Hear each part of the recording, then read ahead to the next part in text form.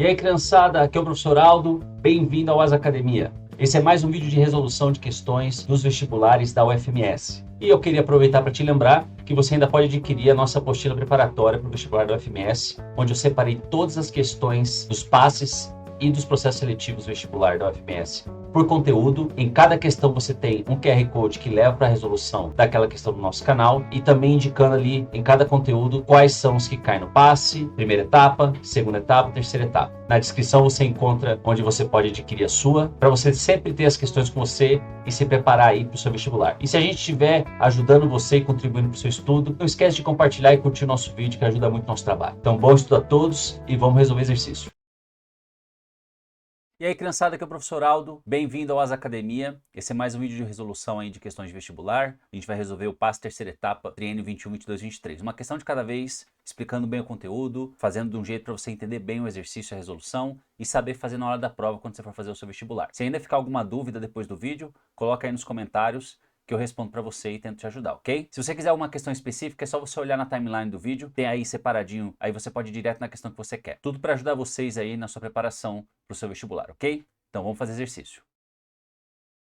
Então vamos lá, essa é a questão 16, primeira questão aí do passe, terceira etapa. Vamos lá. O empreendimento imobiliário de condomínios horizontais em Campo Grande, Mato Grosso do Sul, terá várias praças e dentre elas uma praça circular com os contornos dados pela expressão. Então a gente tem aqui uma expressão de circunferência da praça. Considerando que a portaria do condomínio é a origem, beleza, a portaria é a origem do sistema de coordenadas, que é o 00, a origem. A circunferência com centro na portaria e com raio igual à distância do centro à praça, ó, centro na portaria e raio igual à distância do centro até a praça circular. Então ele quer a equação da circunferência, que o centro é na portaria e o raio é a distância da portaria até a praça. Então a equação de circunferência é o x menos o x do centro ao quadrado, mais o y menos o y do centro ao quadrado, igual a raio ao quadrado. Isso é a equação de circunferência. Ele quer a circunferência que o centro é na portaria, que é 0,0. Então aqui e aqui é 0,0, porque a portaria está na origem, ele falou, e a origem é 0,0. O que a gente precisa saber é o raio. O raio é a distância do centro da praça à portaria. Então a gente tem que achar o centro da praça. Para quem não lembra, dá para achar o centro da circunferência aqui na forma desenvolvida, né, na equação geral. Essa aqui é a equação reduzida. Essa é a equação geral toda desenvolvida. Dá para achar o centro aqui no 10x e aqui no 30y. Quando você desenvolve essa expressão reduzida aqui e distribui ela e faz os quadrados e resolve tudo certinho, esse 10y e esse 10x e esse 30y vai ficar assim, ó. X ao quadrado mais y ao quadrado menos 2xcx menos 2ycy mais xc quadrado mais yc quadrado menos raio ao quadrado igual a zero. Eu não vou distribuir aqui para você no vídeo, mas é só você distribuir, fazer esse produto notável aqui, fazer esse produto notável aqui, desenvolver. Você vai ter essa expressão gigantesca. Por que eu estou fazendo ela? Porque eu quero que você olhe que o menos 10x, ele corresponde a esse cara. Isso quer dizer que o menos 10 é a mesma coisa que menos 2x do centro. Porque é ele que está com x, tá? Eu estou olhando para isso aqui. É ele que está com x. E quem está com o y? Quem está com o y é o menos 30y e é esse cara aqui também. Então, menos 30 vai ser igual ao menos 2yc. É assim que a gente faz para descobrir o centro de uma forma rápida. No fim das contas, gente, o que é de uma forma mais direta? Tá vendo que aqui está menos 2x do centro? Então é só dividir isso aqui por menos 2. Se você passar o menos 2 dividindo, vai dar 5, é o x do centro. E se você passar o menos 2 dividindo, vai dar 15, que é o y do centro. Então o nosso centro da praça é 5 e 15. De novo, de forma rápida, eu olho essa equação da circunferência aqui, eu já sei o centro. É só dividir quem está com x por menos 2 e quem está com y por menos 2. Eu mostrei aqui que desenvolvendo a equação você chega nisso. Se você quer mais detalhes, a gente faz um vídeo depois disso explicando. E tem vídeo na internet explicando também. Pergunta para o seu professor, vê no seu material, tem lá a equação da circunferência. Mas, de forma rápida, esquecendo um pouco a justificativa, olha quem está com x, divide por menos 2, olha quem está com y, divide por menos 2. É assim que a gente sabe o centro de uma forma rápida. Ah, Aldo, eu peguei uma equação aqui sem x, não tem x. É só x quadrado mais y quadrado menos 30y. Quer dizer que o x é 0 e o y seria menos 15, então seria 0 menos 0 e 15. Então, assim, não tem é porque é 0. Tem, divide por menos 2. Aí o raio. O raio Nesse caso aqui não importa por enquanto, então vamos focar aqui no exercício. Agora, esse é o centro e a circunferência que eu estou procurando vai ter qual raio? A distância desse centro até a origem. Então vamos fazer distância do centro até a origem. Então vai ser 5 menos o x do centro menos o x da origem, mais y do centro menos y da origem. Essa é a equação da distância, certo? Eu estou calculando a distância do centro até a origem, porque é a portaria. Essa distância vai ser essa forma. Então, distância vai ser raiz de 25 mais 225. A distância vai ser raiz de 250. Ah, vou fatorar. Eu vou deixar assim, deixa quieto aqui, se precisar fatorar eu fatoro. Agora a gente tem tudo que a gente precisa. Seguindo aqui a equação da nossa circunferência, centro na origem. Então vai ser só o x ao quadrado mais y ao quadrado, porque esse cara é zero e esse cara é zero, porque ele quer que seja na portaria, igual a raio ao quadrado. Nosso raio é essa distância, 250, raiz de 250, então raiz de 250 ao quadrado. Que a raiz corta com quadrado, né? Então fica só 250. Então, a letra C. Então, tranquilo. É só fazer a distância do centro até a portaria. Achar o centro é fácil quando você lembra dessa regrinha. Se você quer uma justificativa, busca no seu material. A gente explica depois, se der em outro vídeo. Mas é só achar essa distância e colocar na equação reduzida da circunferência. Tranquilo, rapidão. Tá ali escrito facinho. A letra D e a letra E você pode eliminar, porque ele quer o centro na origem. Então vai ser x ao quadrado e y ao quadrado. Ali o centro é 5,15, já está todo confuso, porque não tem nada a ver com o centro da praça. Então exercício tranquilo aí. Primeiro exercício da prova, vamos para o próximo. Vamos para a questão 17. Para a construção de um posto de combustível, um engenheiro planeja que o tanque do reservatório de combustível ficará com sua parte superior a 5 metros da superfície do posto. Isso quer dizer que aqui em cima vai ficar a superfície, certo? E aí vai enterrar 5 metros. O tanque a ser utilizado para reservatório tem formato cilíndrico, de raio igual a 1,5 metros, está anotado ali, comprimento igual a 8, e será posicionado em seu comprimento horizontal. Então vai ficar de lado assim, que nem eu coloquei. Ele não vai ficar em pé, né? O cilindro lá no chão.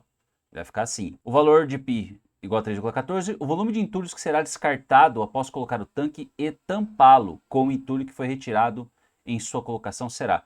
Então, a pergunta está meio esquisita, mas o que ele quer é o seguinte. Você vai fazer um buraco, colocar o cilindro lá dentro e tapar o buraco com a terra que você tirou. Vai sobrar uma terra. Que terra que sobrou? A terra do volume do cilindro, que ele está ocupando, certo? Então, ele quer saber o volume do cilindro, simples assim. Se ele quisesse saber o total de terra tirado, aí você tinha que imaginar esse buraco com o formato do fundo dele cilíndrico, mas juntando também com a parte de cima da terra. Poderia ser um exercício, ele teria que explicar melhor.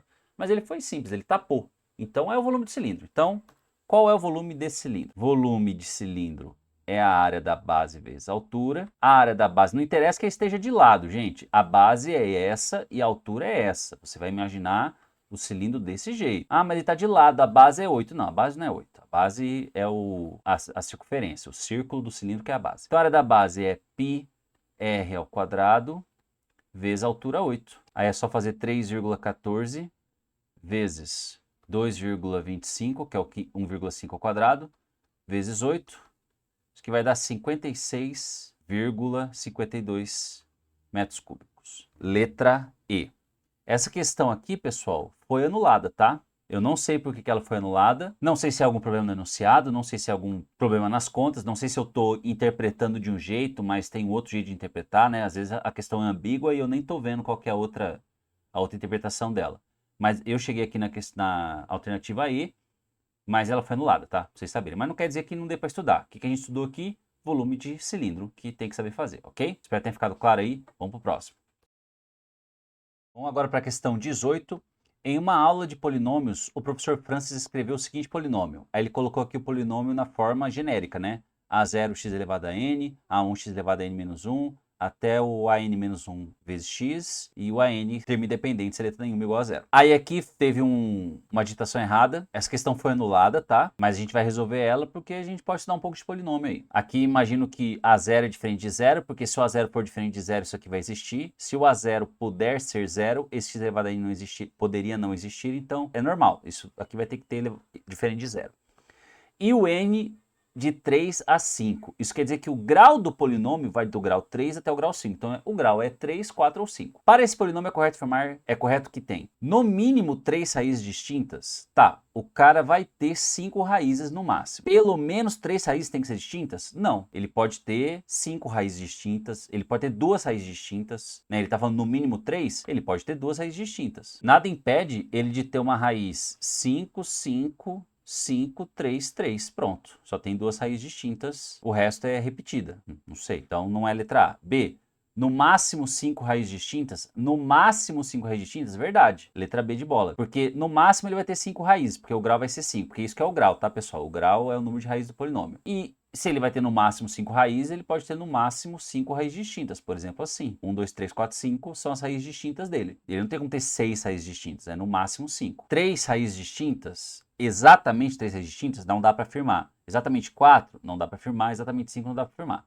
Essa questão também foi anulada, não sei se foi por causa desse erro de digitação, mas a resposta é a letra B. No máximo, ele vai ter 5 raízes distintas, ok? Espero ter ficado claro aí. Vamos para o próximo.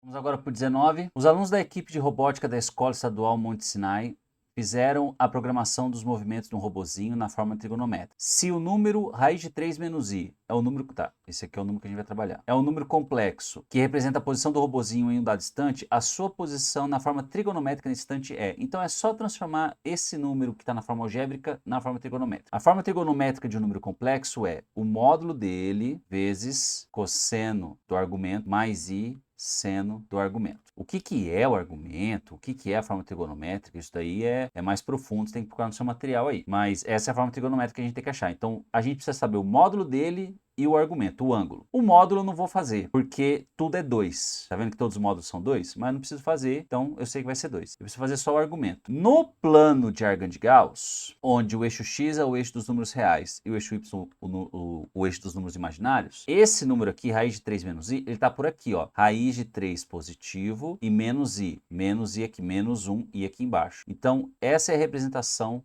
da forma algébrica aí no plano de Argand-Gauss. Por que eu estou fazendo isso? Para mostrar que ele está no quarto quadrante. Isso quer dizer que a gente precisa achar o argumento dele, mas lembrar que esse mesmo número complexo, ele pode estar aqui, aqui ou aqui. Só vai mudar o ângulo, o argumento dele. E o ângulo, o argumento dele, tem que estar no quarto quadrante, é o que a gente quer. Para quem não lembra, o argumento a gente acha assim. A tangente do argumento é B sobre A.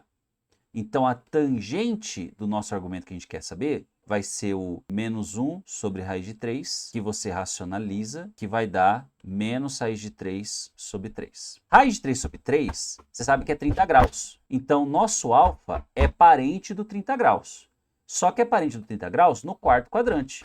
Para quem não lembra, se você for no círculo trigonométrico, o 30 graus está aqui, e o correspondente do 30 graus aqui embaixo é o 330 graus. Isso quer dizer que o nosso ângulo é 330 graus. Ali no plano de Argand-Gauss, 330 graus vai representar isso daqui, ó. O ângulo que o afixo vai fazer até chegar aqui. Então, isso é 330 graus. Nas nossas alternativas, está tudo em radiano. Então, a gente tem que transformar. 180 graus é a mesma coisa que π radianos. 330 graus vai representar quantos radianos? E aí a gente vai ter nossa resposta. Vou cortar o zero aqui para facilitar. Meu x vai ficar 33 π sobre 18, que simplificando por 3, fica 11 π sobre 6. 11 π sobre 6 é o nosso ângulo. Letra D de dado. Então, um exercício aí que não é difícil, não é um exercício difícil, mas você tem que lembrar do conteúdo de números complexos, né? Qual é a forma trigonométrica, qual que é o argumento dele, o que é o argumento, qual que é o módulo. Nessa parte aí o módulo estava fácil, porque todos são 2, mas você precisava lembrar como é que acha o argumento. Então, a gente fez aí uma revisãozinha de como achar o argumento. B sobre A, pensar direitinho no quadrante, está no quarto quadrante, achar o correspondente do 30 lá no quarto quadrante, que é o 330, e fazer uma coisa de cada vez aí é tranquilo, beleza? Espero que tenha ficado claro aí. Vamos pro próximo. Vamos agora para o 20. Beatriz adora brincar de matemática e em uma de suas brincadeiras ela escreveu o triângulo de Pascal e a seguir, faltando 5 números, no lugar dos números colocou as letras A, B, C, D, E. Após a construção, Beatriz pediu para seu pai determinar o valor de raiz quadrada desse A mais B mais C mais D mais E. Depois de alguns cálculos, o valor correto encontrado por seu pai foi. Beleza, então é só achar A, B, C, D, E. Cadê os caras aqui? E, A, B, C e D. Então tá aí, é só achar. Para quem não lembra a regra de construção do triângulo de Pascal, tem o teorema de Stiefel, que diz o seguinte, ó, você faz o primeiro 1, aí você faz aqui 1 e 1, e sempre vai terminar em 1. Agora, esses caras que estão aqui no meio, é só você fazer uma soma, ó. 1 mais 4 dá 5, tá vendo? 4 mais 6 dá 10, 6 mais 4 dá 10. Aqui embaixo, ó, 35 mais 21 dá 56. 28 mais 8 dá 36. É assim que você monta o triângulo, usando o teorema de Stiefel fazendo essa soma. Então é só você aplicar essa soma que você vai achar todos eles. Você pode perceber que o D é igual a 2, porque 1 mais 1 é igual a 2. É isso que o exercício espera que você lembre. O D é igual a 2. O E é 9 com 36, que vai dar 47. Opa, 45. O A é 84 com 126, que vai dar 210. O B é 165 com 55, que vai dar 220. E o C é 792 com 495, que vai dar 1287. Não sei, que eu não fiz a prova, então não lembro o tamanho dessa foto aqui na prova para você enxergar as letrinhas. Se estava pequenininho, realmente é sacanagem. Mas eu acho que não. Eu não ouvi ninguém reclamou, nenhum aluno meu veio falar disso. Então acho que dava para enxergar bem. Agora é só fazer o que ele está pedindo, né? Raiz dessa soma. Se você somar tudo isso daqui, vai dar 1764. Qual é a raiz de 1764? Fatorando por 2, 882 por 2, 441 por 3, 147 por 3, 49 por 7, 7 por 7, 1.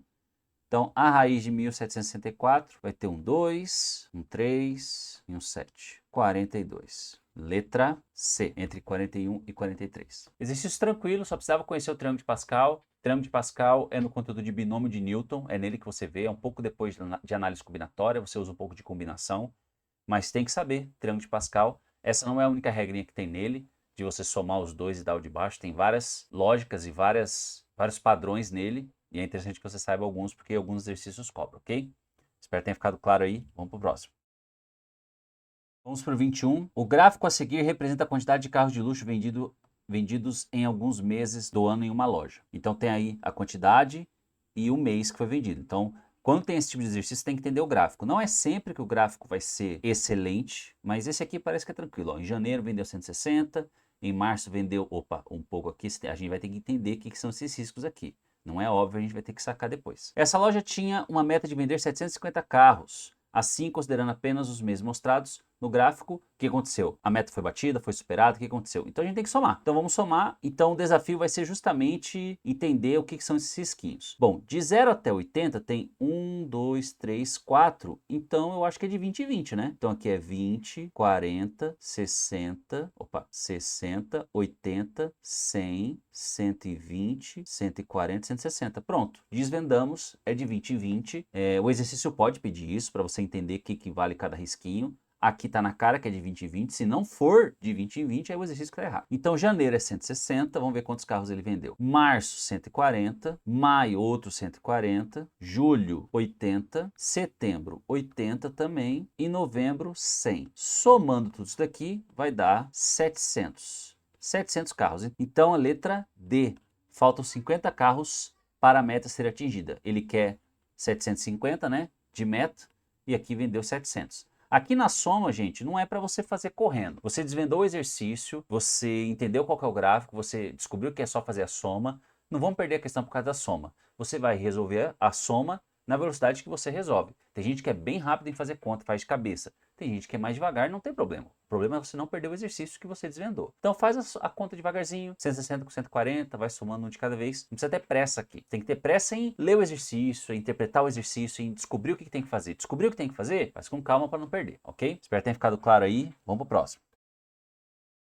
Vamos agora para 22. Uma prova com 10 questões de múltipla escolha A, B, C, D, E foi organizada segundo a regra de que há duas questões A, duas B, duas C, duas D e duas E. Tem duas de cada como alternativa correta. Então são 10 questões e tem que ter 2 As, 2 Bs, 2 Cs, 2 D, 2 E. Sabendo dessa regra, uma candidata tem certeza que acertou 7 questões. Aqui já tem as letras que ela acertou, ó.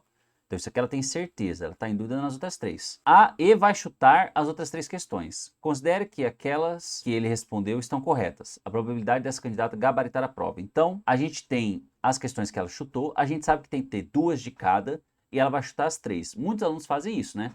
Você está resolvendo sua prova de vestibular, Você, lógico, vai assumir que as que você fez você acertou. Você não vai ficar achando que você errou, senão a gente não vai conseguir pensar direito quando for chutar.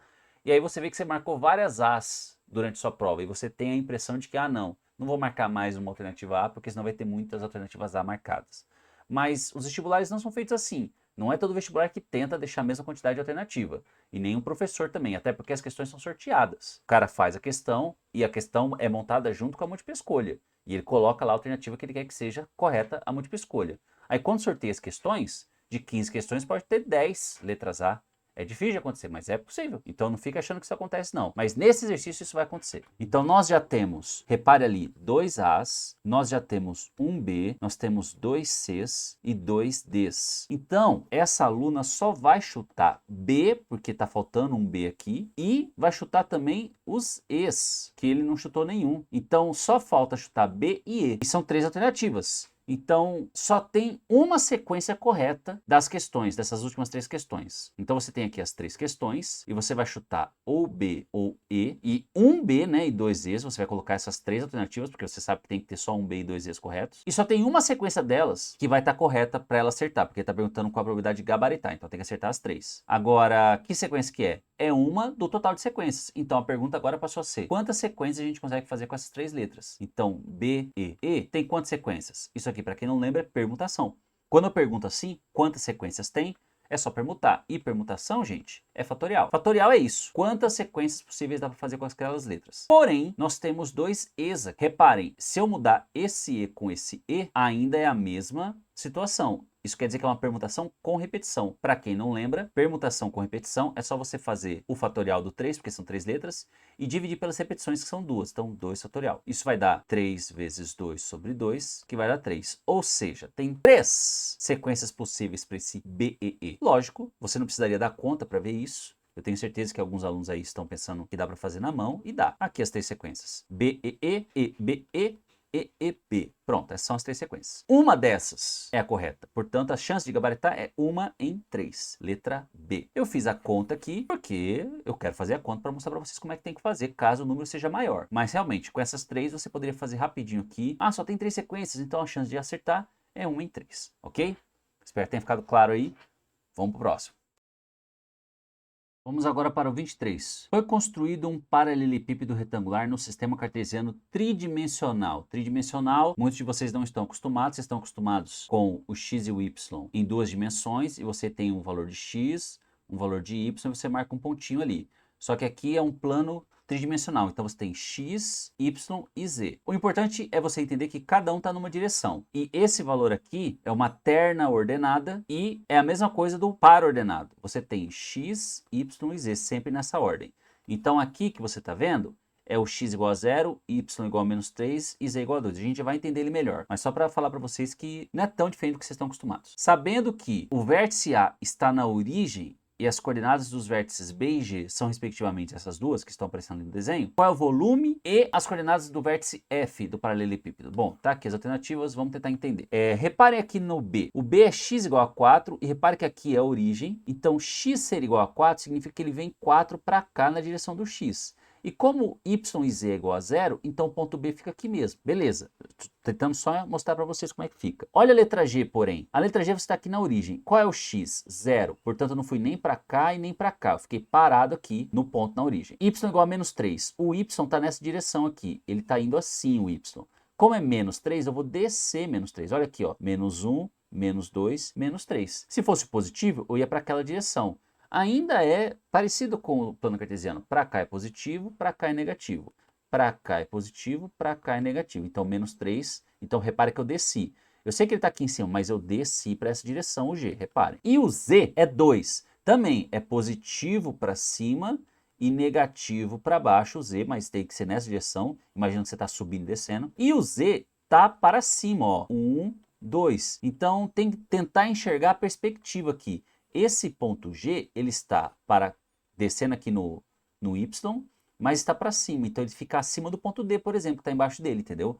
O ponto D e o ponto A e o ponto B e o ponto C, todos eles estão no zero do Z. Então eles estão nesse plano aqui, no chão, enquanto que o G, o H, o E e o F estão no plano aqui na altura 2. Entendeu? Por isso que criou um sólido, porque ele subiu. E por que você sabe que está na altura 2, professor? Porque o Z do G aqui é 2. Então aqui está todo mundo na altura 2 aqui, ó. Então, pensando nisso e refletindo sobre isso, como que a gente vai saber o volume desse sólido? É só você reparar que o B tem x igual a 4, então esse tamanho é 4. O G está 3 aqui no Y, então essa largura é 3. E subiu 2, então essa altura é 2. Então o volume é 2 vezes 3 vezes 4, que vai dar 24. Então nós temos aí letra A e letra C. Agora, qual que é a coordenada do F? O F está aqui, ó. Então vamos lá. Para o X, ele veio para cá na direção positiva do X, então ele está aqui na mesma parede do B. Então ele tem x igual a 4 também. Então ele tem x igual a 4. Em relação ao Y, ele está nessa mesma parede aqui do G.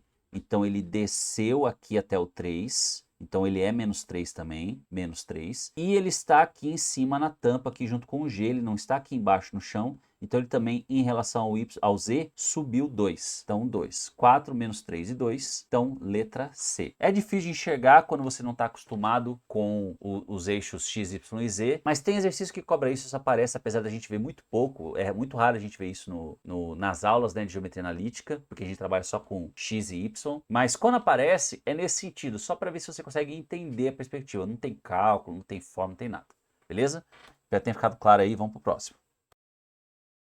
Vamos agora para o 24. Qual a equação que representa o gráfico da parábola a seguir com o foco F igual a 0,2? Esse é o foco da parábola, beleza? E a diretriz no eixo X. Então, a diretriz está aqui no eixo X. Então, qual é a equação da parábola? Bom, gente, aqui você tem que lembrar das equações da parábola. Na geometria analítica, tem 4 parábolas, né, que a gente estuda. Ou a parábola vai estar assim, ou a parábola vai estar assim, ou a parábola vai estar assim, ou a parábola vai estar assim. A parábola que a gente está acostumado em equação de segundo grau é essa daqui. Por isso, e você sabe que na equação de segundo grau, o y está elevado a 1 e o x está ao quadrado. Essas aqui, que são as esquisitas, que só aparecem em geometria analítica, é quando o y está ao quadrado e quando o x está elevado a 1. Por que eu estou fazendo assim? Para você saber que aqui é o x que está ao quadrado. Então, beleza, a gente já sabe que o x está ao quadrado. Então, essa daqui, ignora. A forma da nossa equação de parábola é x menos o x do vértice ao quadrado é igual a 4 vezes k y menos y do vértice. E o y não fica quadrado. O que é o k? O k é a distância aqui do vértice até o foco. Isso aqui chama parâmetro. Ó. A distância do foco até a reta diretriz é parâmetro. Esse parâmetro é a distância do foco até a diretriz e ele vai na equação. Essa distância aqui é o que eu estou chamando de K. Então é 4 vezes a distância. Tem exercício, tem livro que vai falar que essa partezinha aqui é 2P, tipo 2 vezes o parâmetro. Dá no mesmo, tudo vai dar no mesmo. Eu posso até fazer 2P aqui que não vai mudar nada. Mas ou você dá um nome para essa distância ou você usa essa distância. O que é o parâmetro? É a distância do foco até a reta diretriz que ele disse ali. E o vértice da parábola fica bem no meio. Então você tem o foco da parábola, você tem a reta diretriz aqui embaixo e você tem o vértice ali bem no meio, tá bom? Então, essa é a equação. Pronto, tá tudo pronto. O vértice aqui é 0 e 1, então fica x menos 0, não precisa, então x ao quadrado igual a distância aqui, o p é igual a 2, então 2 vezes 2, y menos 1, que é o y do vértice. Pronto, agora é só arrumar x quadrado igual a 4y menos 4, x quadrado menos 4y igual a 4, não sei porque que ele deixou desse jeito, mas é como a alternativa deixou ali, letra B de bola. Opa, faltou o menos 4 aqui, não pode mudar. Então só o 4y que foi para lá. Então lembrar aí de equação da parábola. Qual seria a diferença se fosse essa parábola? Aí seria menos aqui, aí teria um negativo para a gente trabalhar aí com ele, certo? Espero que tenha ficado claro, vamos para o próximo. Vamos agora para o 25. A lista tem uma caixinha em formato cúbico na qual irá guardar sua pirâmide quadrangular regular. Sabendo que a pirâmide estará inscrita em um cubo, que seus vértices estarão encostados nos pontos médios das arestas do cubo e que o volume do cubo é 512 centímetros cúbicos, o volume da pirâmide tem um valor. Muito bem, ele disse que a base da pirâmide vai estar encostando aqui nos pontos médios das arestas. Isso quer dizer que a gente consegue achar esse cara aqui, a aresta da base da pirâmide, né? A nossa pirâmide de base quadrangular, a gente consegue achar a aresta da base se a gente achar esse tamanho aqui. Só que para isso a gente precisa achar o tamanho do cubo. Ele diz que é 512. O 512 é 2 elevado a nona. Se eu fizer raiz cúbica, né, porque isso aqui é o volume do cubo, vai dar 2 elevado ao cubo, que vai dar 8. Cada aresta do cubo mede 8. Então aqui vai medir 8, então aqui vai medir 4 e 4. Se você fizer Pitágoras, isso aqui vai medir 4 raiz de 2. Então nós temos aí a aresta da base da pirâmide. 4 raiz de 2. Ah, professor, como é que você fez Pitágoras tão rápido? É porque eu estou acostumado com a diagonal aqui, mas se você fizer Pitágoras, não se preocupa, pode fazer aí, ó. Aqui é x, aí fica x ao quadrado igual a 4 ao quadrado, mais 4 ao quadrado. Aí vai dar x ao quadrado igual a 16 com 16 vai dar 32. Você vai fatorar o 32, vai dar 4 raiz de 2, certo? Então não se preocupa não. O professor faz rápido aqui porque é lá do raiz de 2, é só fazer a diagonal do quadrado, mas é porque eu tô com prática. Tá, a altura da pirâmide é a mesma altura do cubo, porque ele falou que tá inscrito lá, né? A pirâmide ela tá aqui dentro, sacaram? Ela tá aqui dentro do cubo, inscrito lá dentro. Então a altura da pirâmide é a mesma altura do cubo. Então pronto. Qual o volume da pirâmide? 1/3 área da base vezes a altura. Então o volume da pirâmide vai ser 1/3. A área da base vai ser 4 raiz de 2 ao quadrado, vezes a altura 8. Isso aqui vai dar 16 vezes 2, 32. 32 vezes 8 dividido por 3, que vai dar 256 dividido por 3, que vai dar aproximadamente 85, alguma coisa. Esse 85, alguma coisa você já sabe que é letra D, entre 80 e 90. Então, exercício tranquilo se você fizer as relações métricas, né? Fazer um Pitágoras ali, conseguir fatorar o 512 para chegar na aresta igual a 8 e entender o desenho, né? Um cubo circunscrito a uma pirâmide. Então espero que tenha ficado claro aí. Vamos para o próximo.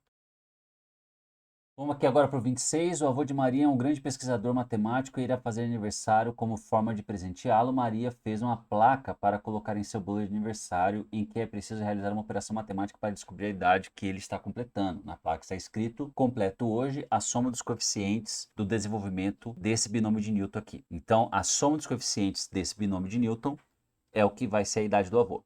Sabendo que Maria tem 1/3 da idade do avô, qual a idade da Maria? Então, a gente tem que pegar isso ainda e divide por 3, porque ele quer a idade da Maria. Soma de coeficientes, pessoal, lembrando, você tem um binômio de Newton, você tem um x mais y elevado a alguma coisa grande, sei lá, elevado a 10, elevado a 20, elevado a 30, não importa. Aqui está elevado a 4, mas eu não vou distribuir aquilo ali, porque vai dar trabalho. O lance aqui, o que é a soma dos coeficientes? Tirando isso aqui de lado um pouquinho. Colocando aqui, por exemplo, um polinômio do terceiro grau. 3x ao cubo mais 4x quadrado, menos 5x, mais 2. Pronto. O que é a soma dos coeficientes desse polinômio? É você somar o 3, o 4, o menos 5 e o 2. O que eu quero lembrar vocês é que tem um jeito de interpretar essa soma dos coeficientes. Esse polinômio p de x, que número que eu coloco no x para só sobrar os coeficientes 3, 4, menos 5 e 2. É 1. É essa tradução que o exercício espera que você faça. P de 1 é justamente 3, 4, é colocar 1 no x, não é? Só que 1 ao cubo, 1 quadrado, tudo vai dar 1. Então o que é P de 1? 3 mais 4 menos 5 mais 2. Nesse exemplo que eu estou dando. Então põe isso na cabeça. Soma de coeficientes é substituir o x, as letras, né, por 1. Tá, nesse exemplo que eu dei aqui. Só que isso tem que funcionar tanto no polinômio desenvolvido como no polinômio não desenvolvido. Então não interessa a potência. O que é x mais y elevado a 10? Vai ser um polinômio gigantesco. No fim das contas, se eu colocar 1 em todas as letras, eu vou ter só os coeficientes. Então, a mesma coisa que pôr 1 no x e 1 no y, e elevar a 10. Então, fica 2 a décima. Então, basicamente é isso. Somar os coeficientes é substituir por 1 as letras. Tanto se ele tiver desenvolvido, como se ele não tiver desenvolvido desse jeito. Então, seguindo esse raciocínio, é só colocar 1 nas letras. 1 mais 2 vezes 1 elevado a 4. Então, isso aqui vai ficar 3 elevado a 4, 81. O avô está fazendo 81 anos. A Maria tem, né, 1/3 da idade. 81 dividido por 3, 27 anos de idade. Letra C. Então, lembrar que calcular a soma dos coeficientes é a mesma coisa que calcular P de 1. É essa tradução aí que o exercício espera que você consiga fazer, ok? Espero que tenha ficado claro. Vamos para o próximo. Vamos agora para o 27. Bruno colocou a divisão do polinômio P de x pelo polinômio t de x, né, calculou a divisão. Com a divisão, ele encontrou esse quociente e esse resto. Qual o valor do polinômio p de x com x igual a menos 2? Tá, então a gente tem que achar o p de x. O que ele fez? Ele dividiu o p de x por t de x, deu q de x e o resto r de x. O que ele encontrou? Esses valores, eles estão seguindo o algoritmo da divisão. Então a gente sabe que o p de x vai ter que ser igual ao t de x vezes o q de x mais o r de x. Então, na verdade, o p de x está dado para a gente. É só a gente fazer essas contas aí. 2x ao quadrado mais 4x menos 2 vezes o 2x menos 4 menos o 2. Agora, um aluno desavisado vai querer fazer o quê? Encontrar o p de x bonitinho. Então ele vai querer distribuir isso daqui. Ué, professor, mas não é para distribuir, a gente não tem que achar o P de x, x a quinta, mais 4, x a quarta, tudo bonitinho? Não, porque o que ele quer? Ele quer que a gente coloque menos 2 no lugar do x. A gente pode fazer isso aqui, ué. Isso aqui já é o P de x. Ele já tá aí, só não tá bonitinho organizado, mas ele já tá aí. Então é só fazer o P de menos 2. P de menos 2 é igual ao 2 vezes o menos 2 ao quadrado, mais o 4 vezes menos 2, menos o 2, vezes o 2 vezes menos 2, menos o 4, menos 2 lá. Eu não preciso ter o polinômio P de x distribuído e organizado em ordem decrescente para fazer a substituição. Posso substituir aqui. Então, resolvendo aqui a continha, que vai dar 4, vai ficar 8, menos 8, menos 2. Aqui vai ficar menos 4, menos 4, menos 2. Olha aí, devagarzinho, primeiras multiplicações, né? Menos 2, menos 2, vai ficar 16, menos 2, 14. Então, 14, letra A. Então, é só lembrar do algoritmo da divisão e lembrar que não precisa distribuir para ele ficar bonitinho, só se ele quisesse o polinômio. Aí você distribuía certinho para achar qual que é o bendito do polinômio, mas aqui ele quer que substitua por menos 2, então não precisa estar bonitinho não, ok? Já tem ficado claro, vamos para o próximo. Então vamos aqui para o 28.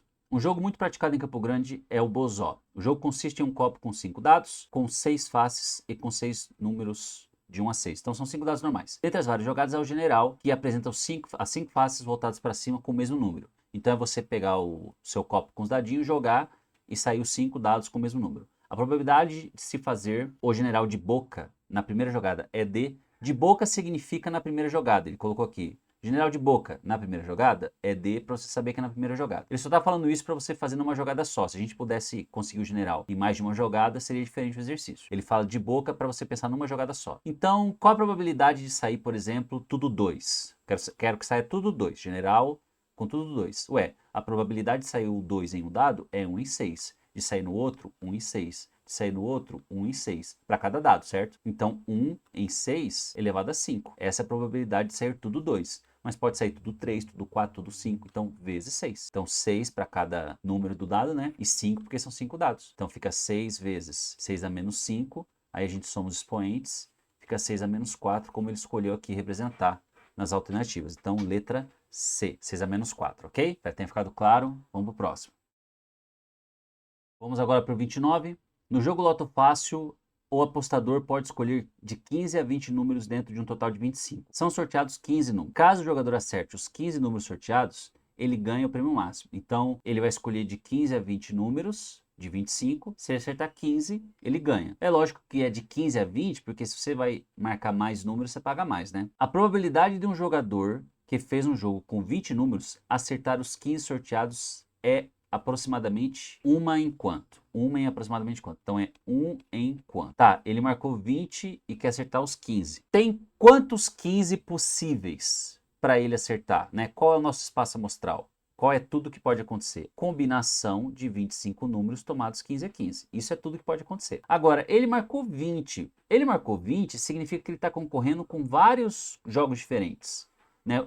Se ele marcou de 1 até 20, ele está concorrendo, tipo, do 1 até o 15 é uma jogada, do 2 até o 16 é outra jogada. Então, quantas jogadas ele tem? Quantos grupos de 15 números tem nesses 20 que ele marcou? Combinação de 20, 15 a 15. Então, ele tem tudo isso de jogos que ele jogou. Ele poderia, gente, pegar um monte de cartela e marcar 15, 15, 15, 15, 15 números diferentes em cada cartela. Mas em vez disso, ele marca 20 e automaticamente ele já está jogando vários jogos. Quantos jogos? Combinação de 20, 15 a 15. Num total de quantos? Combinação de 25, 15 a 15. Então é só fazer a probabilidade aqui e descobrir. Então vamos fazer aqui a fórmula. Vai ser isso sobre isso. Então fica 20 fatorial sobre 20 menos 15, 5 fatorial, 15 fatorial. Sobre 25 fatorial sobre 25 menos 15, 10 fatorial, 15 fatorial. Divisão de fração, né? A gente pode repetir a primeira. Não se preocupa com esses números porque eles são próximos. A gente vai conseguir cortar quase todos eles. E inverte a segunda. 10 fatorial, 15 fatorial sobre 25 fatorial. Então vamos tentar fazer da melhor maneira possível. Esse 15 fatorial dá para cortar. Esse 20 fatorial e esse 25 dá para cortar o 20 fatorial com o 20 fatorial do 25, né? Então vai ficar embaixo, vai ficar só o 25, o 24, o 23, o 22 e o 21.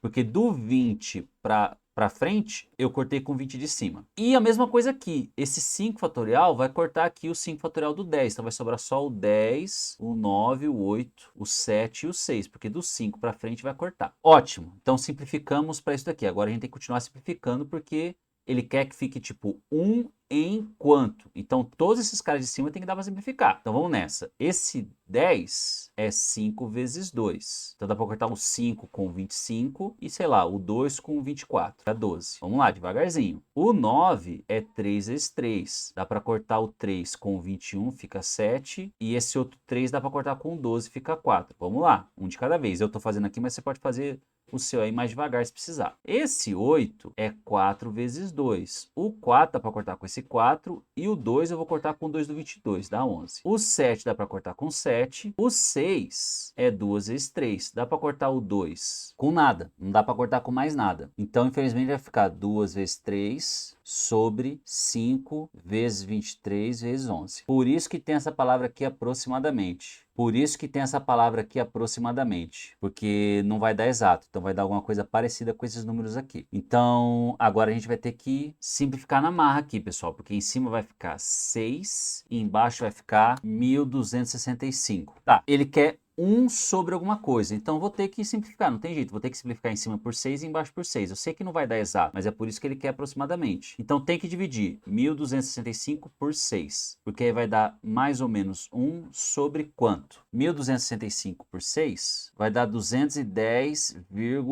alguma coisa. Então vai dar aproximadamente 211, por isso que é a letra E. Então a gente tem aí essa simplificação. Eu sei que ficou esquisito no final, mas é porque ele pediu aproximadamente. Então a gente chegou nessa probabilidade. Qual é a probabilidade desse cara ganhar? 6 em 1265. Então a cada 1265 ele ganha 6. Essa é a probabilidade dele ganhar. Mas ele não quer assim, ele quer 1 enquanto. Bom, se ele quer 1 enquanto, a gente vai ter que dividir isso aqui por 6. Vai dar 210 e pouco, ou seja, 211, né? Dentro das alternativas aqui, o mais próximo vai ser o 211, então aproximadamente 1 e 211. Mas não é 211, é 210 e pouquinho, certo? Então tranquilo aí, só fazer as duas combinações e o trabalho mesmo, né, ia ser a simplificação. Então simplifique do melhor jeito que você puder aí, os números que você puder, não precisa simplificar os números que eu simplifiquei, eu que fiz nessa ordem, mas isso aí é bem pessoal, ok? Espero que tenha ficado claro, vamos pro próximo. Vamos para o exercício 30, então. Observe a tabela a seguir, beleza? Tem aqui o ano e os trimestres. Bom, na tabela podemos encontrar a quantidade de nascimentos em cada trimestre e o ano de nascimento dos alunos do curso de medicina da turma de 2023. A quantidade de nascimentos em cada trimestre. Tá, então desses alunos, 5 nasceram no primeiro trimestre de 2004, 15 nasceram no segundo trimestre de 2004. Ah, tá, entendi. 2 alunos nasceram no segundo trimestre de 2006. Beleza, beleza. Considerando apenas até o final do primeiro semestre, tá? Até o final do primeiro semestre, então só até aqui. E apenas anos completos, a média da idade, tá? A média da idade dos alunos. Então a gente tem que ver a idade dos alunos. O cara nasceu em 2023, o cara tá em 2023. O cara que nasceu em 2004, em 2023, ele falou que já passou, ele tá no primeiro semestre. Então esses aqui já fizeram aniversário. Todos esses já fizeram aniversário. Então, o cara que nasceu em 2004, ele tem 2023 menos 2004, ele tem 19 anos. O cara que nasceu em 2005 tem 18 anos. E o cara que nasceu em 2006 tem 17 anos. Beleza. Então nós temos aí os alunos de 17 anos. Qual é a média da idade? Bom, é só fazer a média então, né? Então a gente tem que fazer tipo, tem 20 alunos aqui com 19 anos. Então 20 vezes 19 mais 15 vezes 18 mais 25 vezes 17. O desafio, pessoal, então está em interpretar essa tabela aí. E eu vou dividir por quanto? Pelo total de alunos, que é 60 alunos. Então, 20 vezes 19, 380, 15 vezes 18, 270, 25 vezes 17, 425, dividido por 60, somando tudo dá 1075 sobre 60 igual a 7. A média das idades aí é 17 anos, letra D. Então, um exercício interessante aí, difícil é interpretar essa tabela para entender o que ele quer. Mas fora isso, só fazer a média, ok? Espero que tenha ficado claro. Finalizamos aí o nosso passe terceira etapa 2021-2023. Então é isso aí, pessoal. Finalizamos a resolução do passe terceira etapa 21-2023. Algumas questões aí bem fáceis, mas algumas que tomaram mais tempo da gente, certo? Se ficou alguma dúvida, coloca aí nos comentários, eu quero te ajudar a entender cada exercício. Lembra que você ainda pode adquirir a nossa apostila preparatória para o vestibular da UFMS, as questões aí a gente separou por conteúdo para você se organizar bem no seu estudo. Tem link aí na descrição como que você pode adquirir a sua, tanto física quanto a sua na versão digital, ok? Espero que você tenha gostado do vídeo e tenha esclarecido suas dúvidas. Se a gente te ajudou, não esquece de se inscrever no nosso canal e compartilhar o vídeo aí para ajudar todo mundo a se dar bem na matemática, ok? Bom estudo a todos e até o próximo vídeo.